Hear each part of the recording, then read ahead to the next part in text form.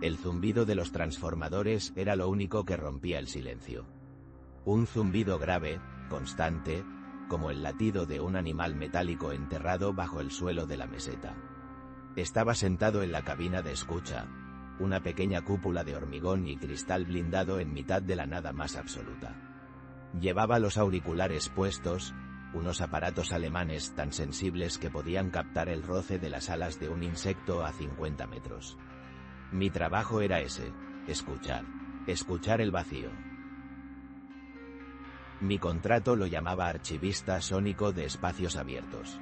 Un título rimbombante para una tarea sencilla y extrañamente bien pagada: grabar el sonido del silencio. Grabar el viento puro, sin el estorbo de un avión a 10.000 metros de altura. Grabar el crujido de la tierra reseca bajo el sol. Grabar la noche. Aquella noche, la aguja del sismógrafo apenas temblaba. El aire estaba quieto, muerto. En mis oídos, solo el suave murmullo de la estática de fondo, lo que los técnicos llaman el ruido blanco del universo. Era casi hipnótico. Llevaba allí 3 meses y ya empezaba a pensar que mi propia respiración era una intrusión, un acto de vandalismo acústico. Y entonces, lo oí. Fue un susurro, tan débil que al principio creí que era un fallo del equipo, o el roce de mi propia ropa. Pero no, era una voz, lejana, quebrada, indescifrable. Duró apenas un segundo y desapareció. Mi corazón se disparó, bombeando un torrente de sangre caliente a mis oídos que ahogó cualquier otro sonido. Me quité los auriculares de golpe.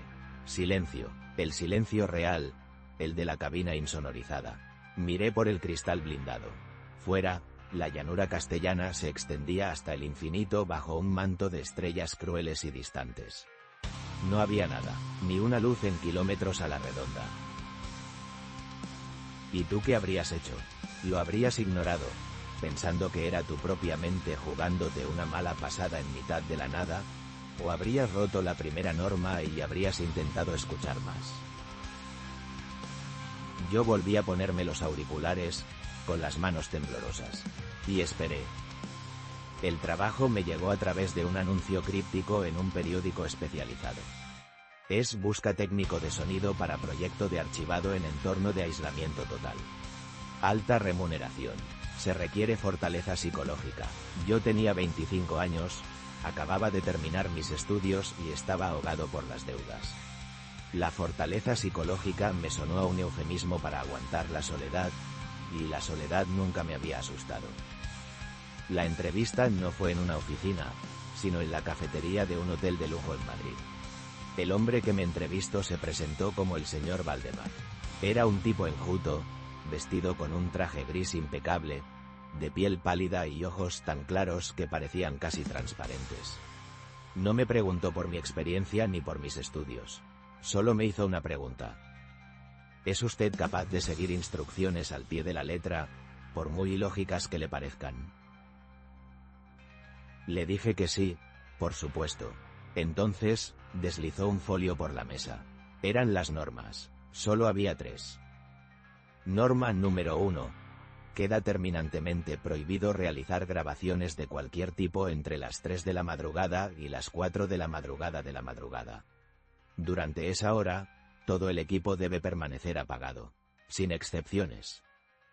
Norma número 2. Si en algún momento se registra un sonido anómalo de origen no natural, como una voz humana o música, debe detener la grabación inmediatamente, borrar los últimos 60 segundos de la cinta y registrar el incidente en la bitácora con el código eco falso. Norma número 3. Bajo ninguna circunstancia intente buscar el origen de un eco falso. Su trabajo es registrar el silencio, no sus interrupciones. La curiosidad no forma parte de sus funciones. Me parecieron extrañas, sí, pero la cifra que me ofreció al final de la entrevista disipó cualquier duda. Era más de lo que ganaría en 5 años en un estudio convencional. Acepté sin dudarlo.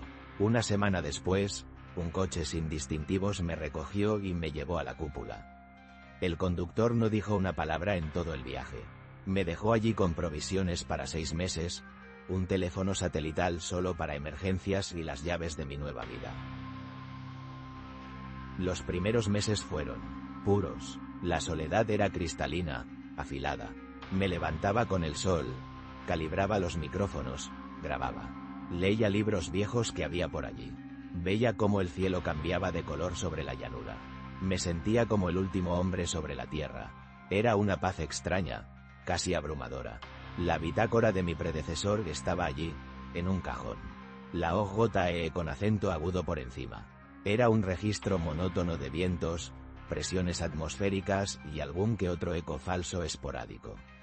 No le di mayor importancia. Creí que serían interferencias de radio, ecos lejanos de alguna base militar. Hasta aquella noche, la noche del susurro. Tras el primer susto, no volví a oír nada fuera de lo normal durante casi una semana. Empecé a convencerme de que lo había imaginado. El cerebro, en ausencia de estímulos, los inventa. Es un mecanismo de defensa.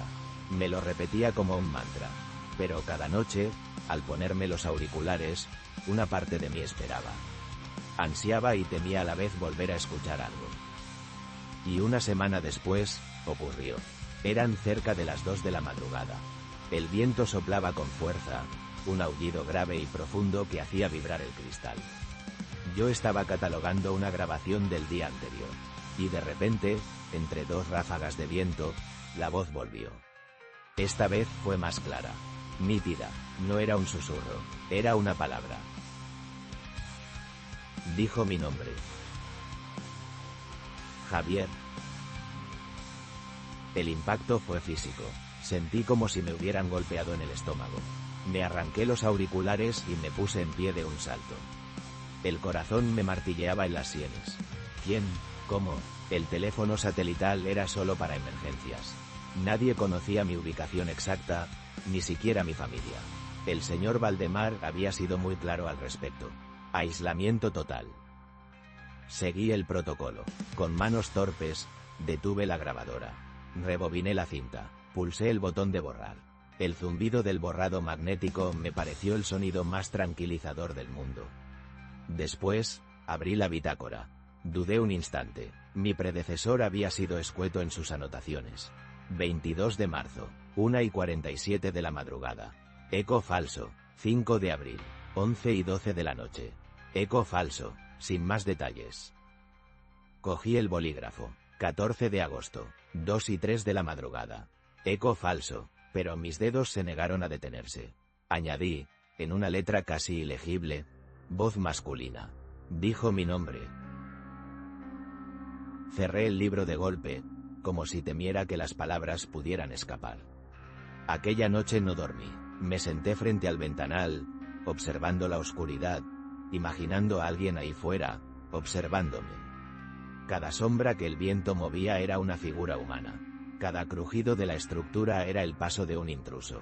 La fortaleza psicológica de la que hablaba Valdemar se estaba agrietando. A partir de ese día, todo cambió. El silencio dejó de ser pacífico. Se convirtió en una amenaza, un lienzo en blanco sobre el que mi mente, o lo que fuera que habitaba ahí fuera, podía pintar sus peores pesadillas.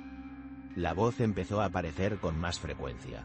A veces era un simple susurro, otras una palabra suelta, siempre entre los sonidos naturales, como si se escondiera en ellos. Se colaba en el silbido del viento, en el crepitar de la escarcha por la mañana, en el lejano retumbar de una tormenta. Empecé a obsesionarme con la bitácora antigua. La leía una y otra vez, buscando un patrón. Descubrí que los ecos falsos de mi predecesor se habían vuelto más frecuentes hacia el final de su estancia.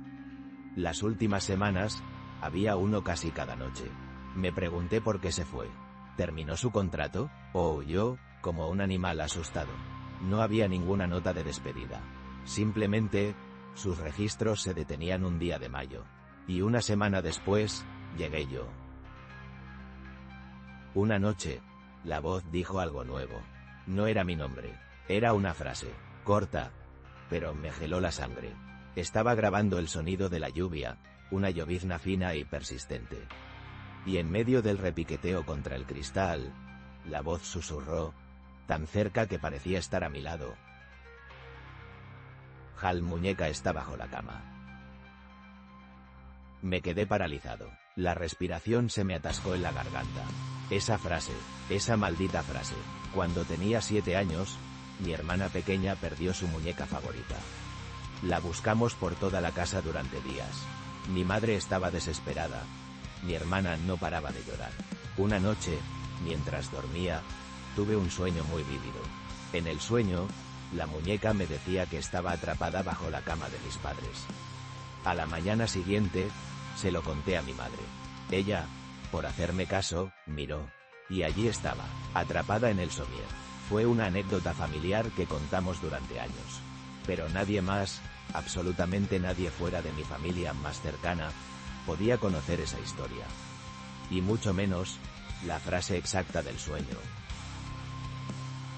Aquello fue el punto de inflexión.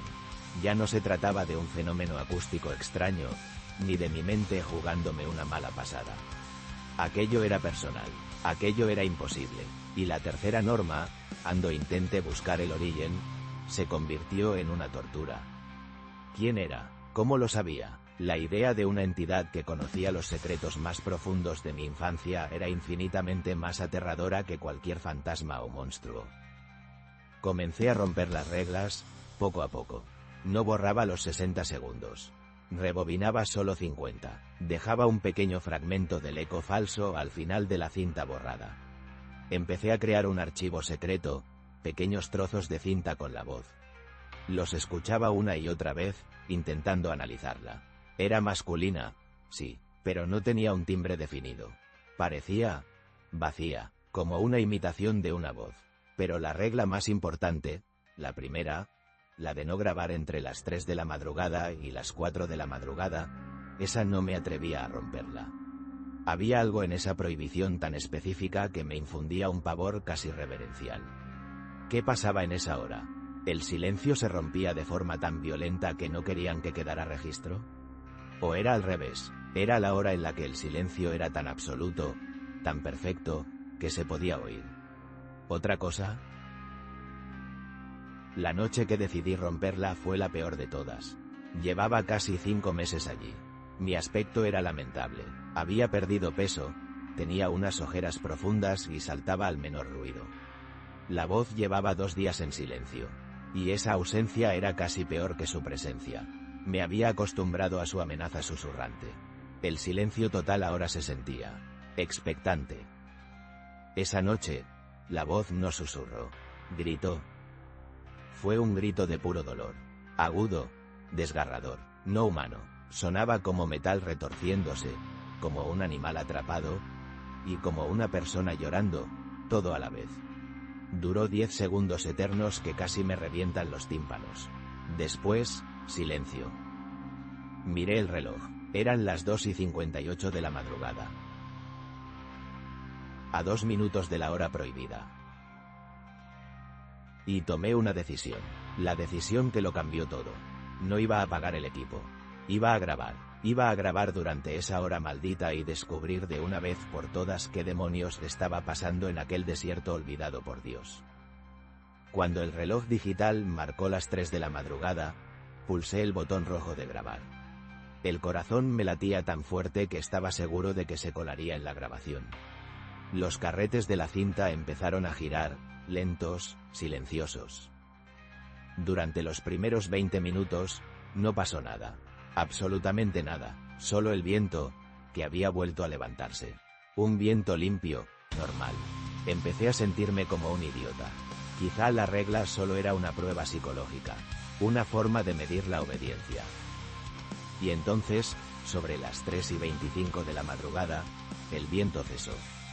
De golpe, como si alguien hubiera pulsado un interruptor. Y un nuevo sonido emergió de la nada. No era la voz que yo conocía.